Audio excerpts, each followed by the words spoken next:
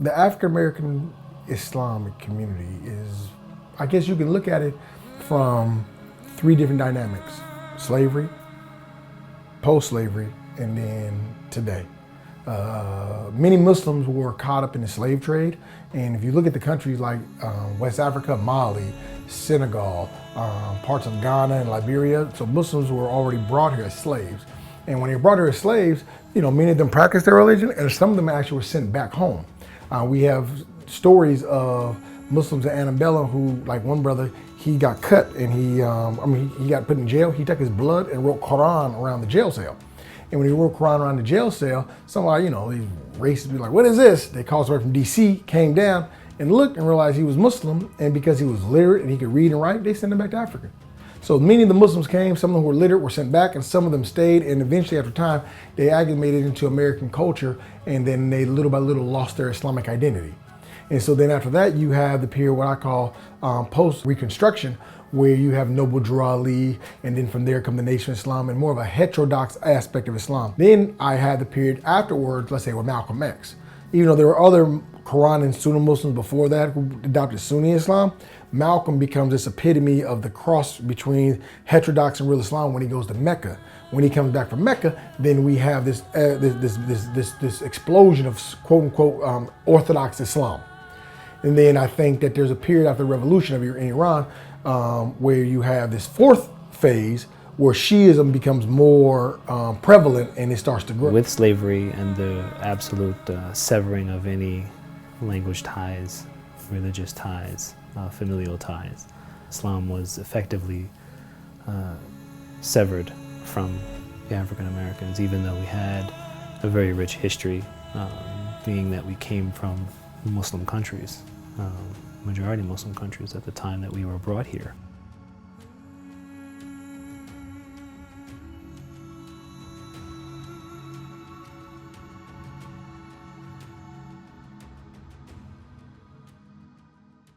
Islam is the identity of revolutionaryism and change in the black community historically, right?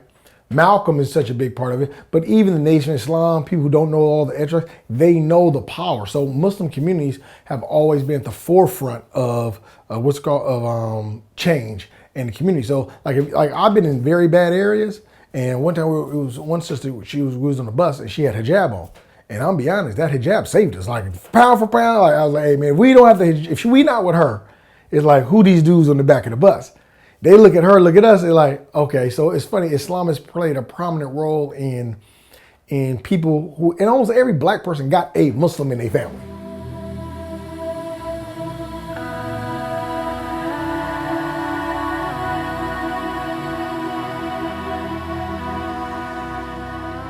I was Christian, I wanted to be a priest, and when I learned about Islam, I was in a library and I just read all the books of every religion. The two books that probably touched me the most was Autobiography of Malcolm X and Siddhartha.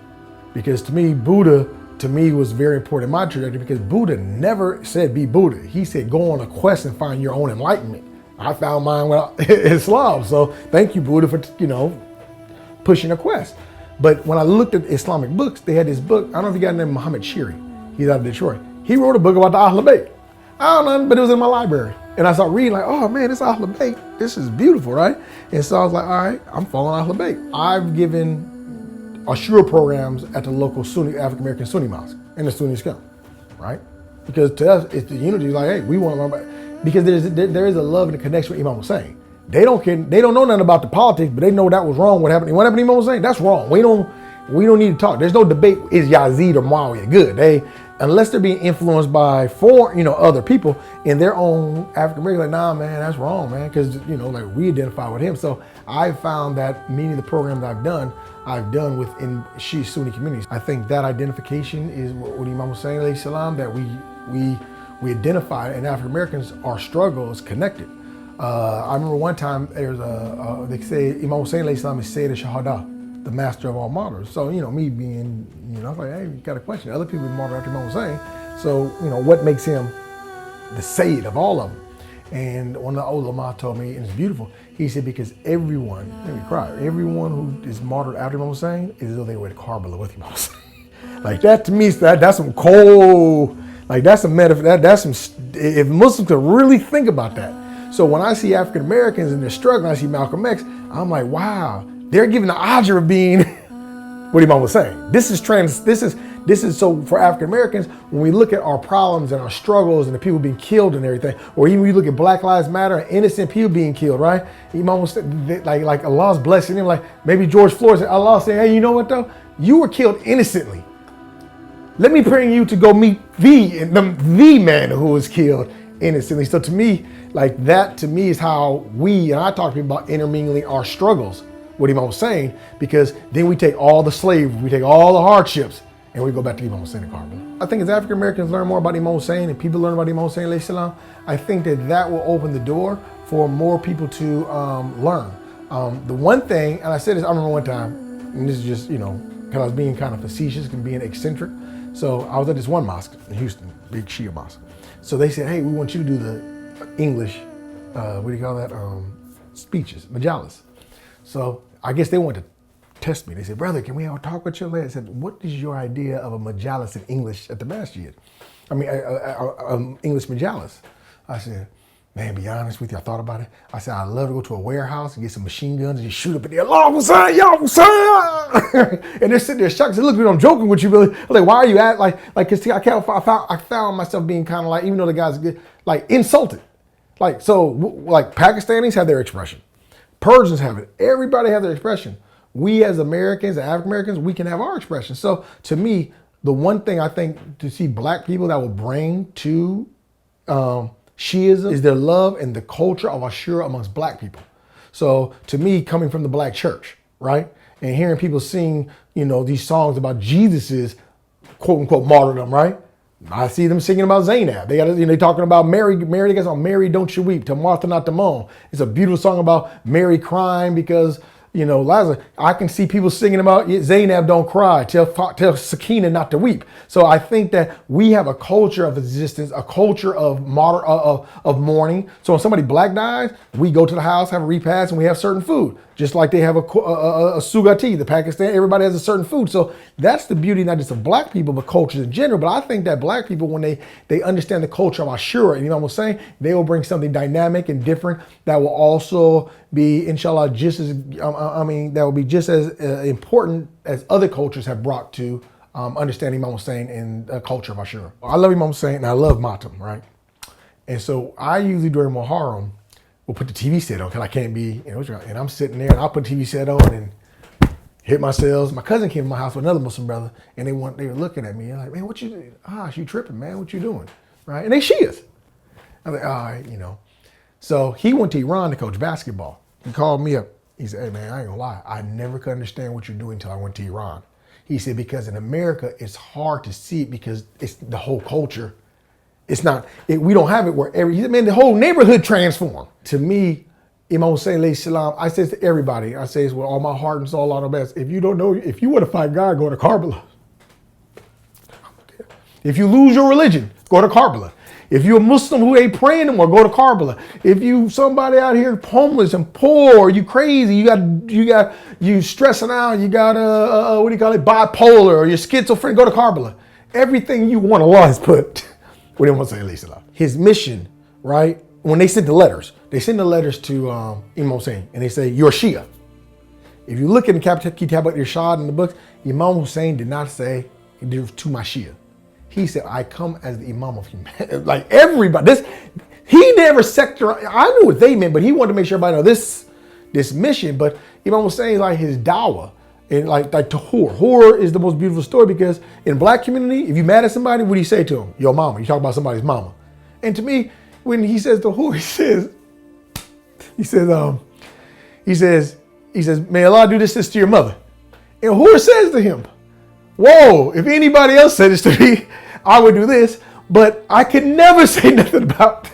So to me, I'm looking like, look at the wisdom I'm saying. He's still taking the people about to kill him. He's still trying to call them through not through him. You recognize forget me. You think my mother would want to see this happen? I heard one majalis, he says, the first person on this day of Muharram who eulogizes and mourns Imam Hussein is Imam Mahdi.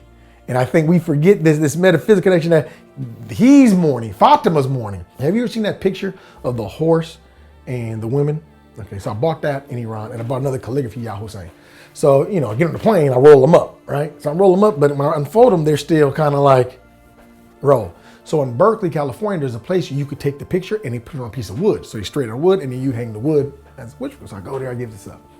2 weeks later, I come back, and these two older white women, right? And they show it to me to make sure everything's good. I said, oh, it's good. So I pick it up, and I'm about to leave, and they say, what is it?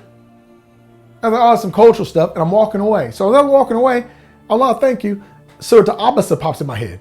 He who frowned, you know what I'm saying? And it's like, am I frowning? They asked. And my mother's like, hey man, they asked you something, you just walking away, go back. No, go back.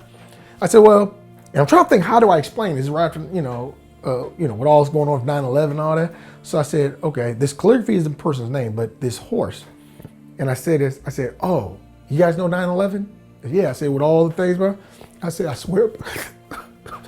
I said, if the man on that horse never dies, 9/11 doesn't happen. Like terrorism in the world is because that man is not on that horse. So every problem, every evil, everything that you see in the world, it can go back to me explaining every evil world to this man on his horse because he stood and died that these things didn't happen. They happened, but to understand them. And they said, well, who is he? I told him who he was. I talked about how they cut off the heads, they put on spears. I talked about Zainab, and I look up and these two white men are pouring down trash.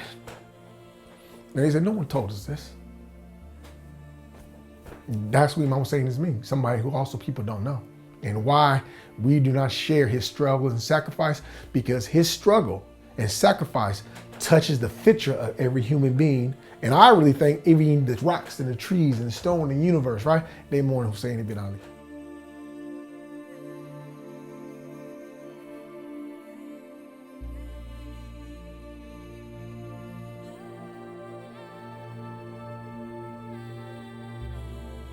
What attracted me was Islam, mashallah. The whole idea that Islam is the primordial religion, that is the religion of Adam, mashallah, and that what the religion dictates is that we totally submit to the orders of the mighty God Allah, alhamdulillah, that there's only one God, mashallah, mashallah. Say He, Allah, is one, mashallah, and that He does not need anybody, mashallah, but everyone and everything needs Him, and He does not beget, nor is He begotten, and that He has no kufu. Lam yakul lahu kufuwan ahad. He has no kufu, meaning that He has no mate. Mashallah. He is had. He is unique. Mashallah. Not just one. He is unique. There is one with no other like Him. Like what Ali Ash-Shariyati said in his book, one with no zeros after it. Alhamdulillahi Rabbil Alameen. That's what got me. Now what made me be a Shia is that, man, I studied the Sirah. I quit everything. My mother thought that I was insane. MashaAllah, I read everything I could get my hands on. I talked to everybody. So that, Alhamdulillahi Rabbil Alameen, I knew Prophet Muhammad because I knew he had to be the Jesus of our time. By the time I learned about Shias, I understood that this is exactly what was missing because I already knew something was missing. If you study the Sirah, you have to ask, how in the world did Khalid bin Walid become the sword of God? That doesn't make any sense. And there was Ali ibn Abi Talib there. You take, how did that happen? The problem is that the people don't have enough information to make the transition between Jahiliyyah, mashallah, and Ilm, mashallah. That's the problem, isn't it? Mashallah. How you going to submit to God you don't even know who He is? How you going to submit to God you don't know what His commandments are? How you going to submit to God if the only thing that is coming into your mind is foolishness? If you really want to see the resistance that needs to happen here in the Western world, look at Prophet Muhammad sallallahu alaihi wa alihi. Mashallah. He wasn't fighting against people for the most part. He was fighting against concepts for 15 long years. Many people being tortured to death along the way. This is what our brothers and sisters are not doing. I'm talking about our brothers and sisters in faith. It brings me back to the first matam the first Azadari session that I had, alhamdulillah, with Sayyid Masum Abadi. I felt like I was there. You know, I'm looking at a bloody mess, and I'm knowing that this is Prophet Muhammad's son. It almost drove me insane, literally. I walked all around Hawaii, and I couldn't shake the vision. You know, I mean, I couldn't shake the vision. And what it did for me is it focused my determination to understand what I knew about the mission of Prophet Muhammad sallallahu alaihi wasallam, because I knew from the beginning that I am not in the same situation as Imam Hussein. You know, you have to understand that Imam Hussein wasn't suicidal, mashallah, in one sense. In another sense, he definitely had a death wish. He wanted to go out as a martyr, alhamdulillah. And it was his destiny to go out as a martyr.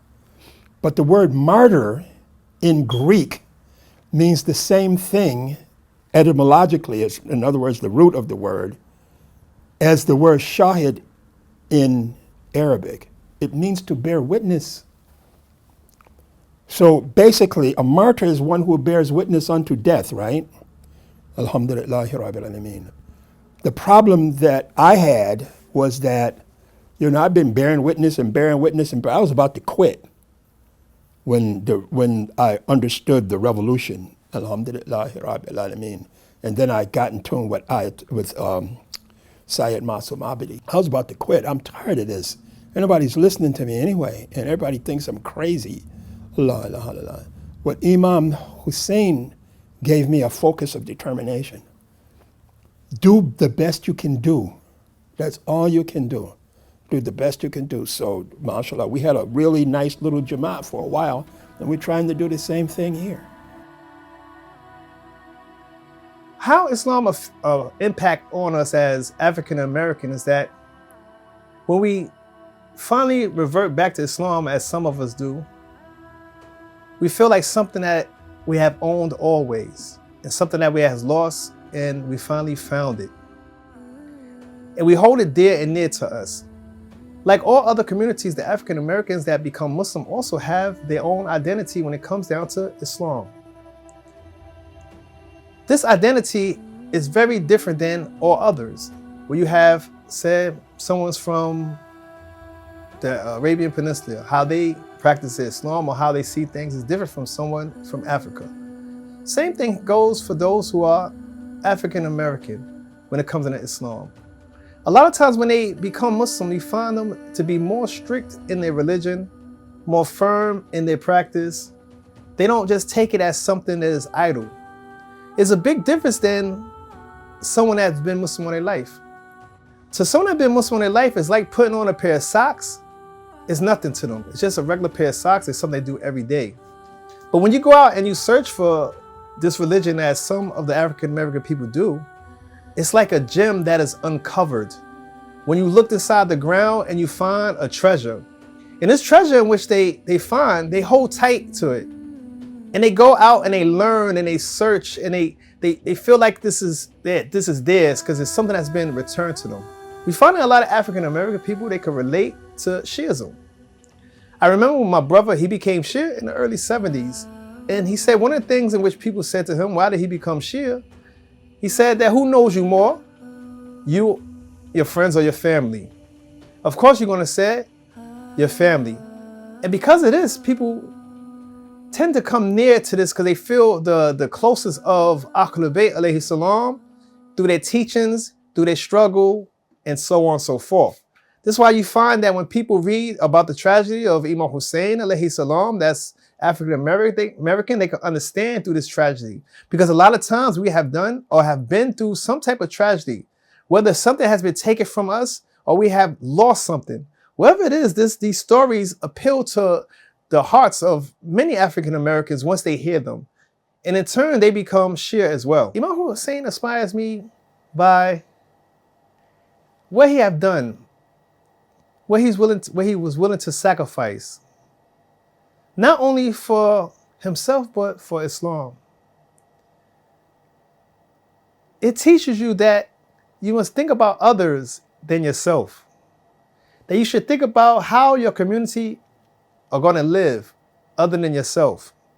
Because if you only think about yourself, then you are shirking the rights of those who are around you. And this is what one of the points of which Imam Hussein alayhi salam, gives me. That you must think about others before you think about yourself. Think about the community. Think about the people around you. Think about what Allah Azza wa Jalla wants you to do, how He wants you to serve those who are around you.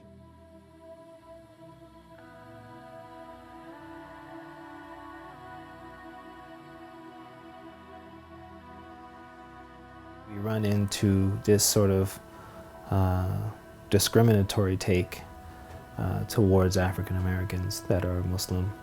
Oftentimes, I'll walk into a masjid and people try to explain to me what's happening or what's going on. Little do they know I speak Farsi. But it has to do with the stereotypes of the society, right? If the societal stereotype says that African Americans are either basketball players or athletes of some sort, or drug dealers or rappers, then it's kind of hard for you to imagine them being anything else. And so until you find or until you interact with someone that changes that stereotype for you, then that's your take, right? And that's your perspective. And so what I find happens is we either are, we get sort of put off by interaction with Shia Muslims that are not African American. From those interactions we get put off, or we sort of lean into it and break those stereotypes. One of the core things that brings African American Muslims to Shiism is resistance, right?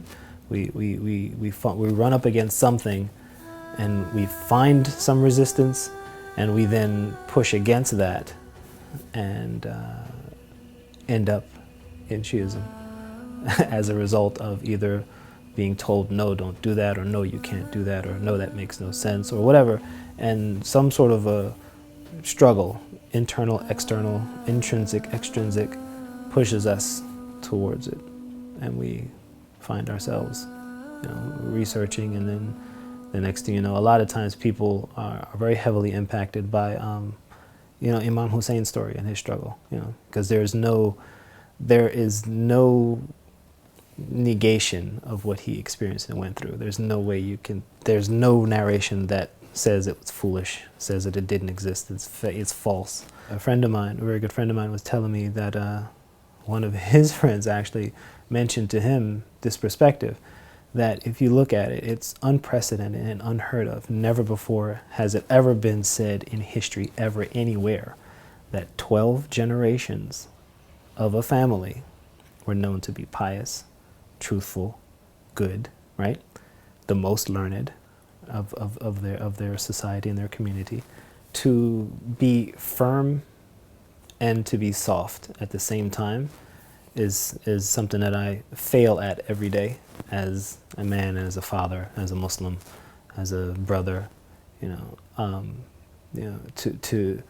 to have your principles, not let your principles be in any way impacted by the pressure from other people, right? To move toward what is right, to be steadfast and firm in that, and at the same time to do it with love. It's beautiful.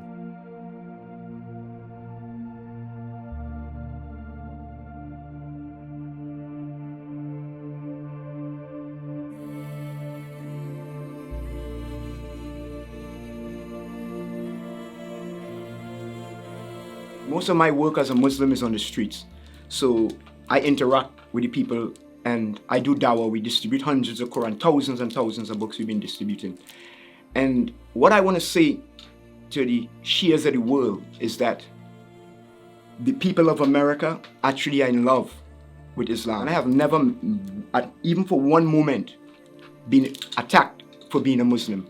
A matter of fact, most of the people I speak to are astonished at the beauty of Islam.